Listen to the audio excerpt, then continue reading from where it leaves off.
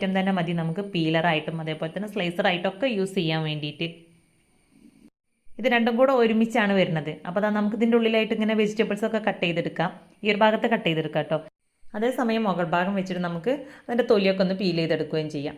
അപ്പോൾ ക്യാരറ്റൊക്കെ നമ്മൾ കട്ട് ചെയ്തെടുക്കുന്ന സമയത്ത് മുകൾ ഭാഗം വെച്ചിട്ട് പീൽ ചെയ്തെടുത്തതിന് ശേഷം ഇതുപോലെ റൗണ്ടായിട്ട് കട്ട് ചെയ്തെടുക്കുകയും ചെയ്യാം കേട്ടോ.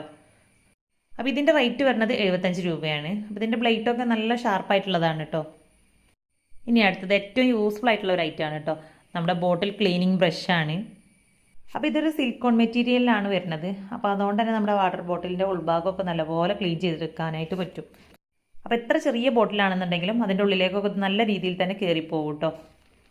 അപ്പോൾ ഇതിൻ്റെ മുകൾ ഭാഗം കുറച്ചൊരു വണ്ണുള്ളതാണ്, അപ്പോൾ അതുകൊണ്ട് ഈസി ആയിട്ട് തന്നെ കയറിപ്പോകുന്നുണ്ട്. ഇനി ചെറിയ ബോട്ടിലാണെന്നുണ്ടെങ്കിലും കുഴപ്പമില്ല, നമുക്ക് നല്ല രീതിയിൽ തന്നെ ക്ലീൻ ചെയ്തെടുക്കാൻ പറ്റും. അപ്പോൾ ഇതിൻ്റെ റേറ്റ് വരുന്നത് വെറും 35 രൂപയാണ് കേട്ടോ.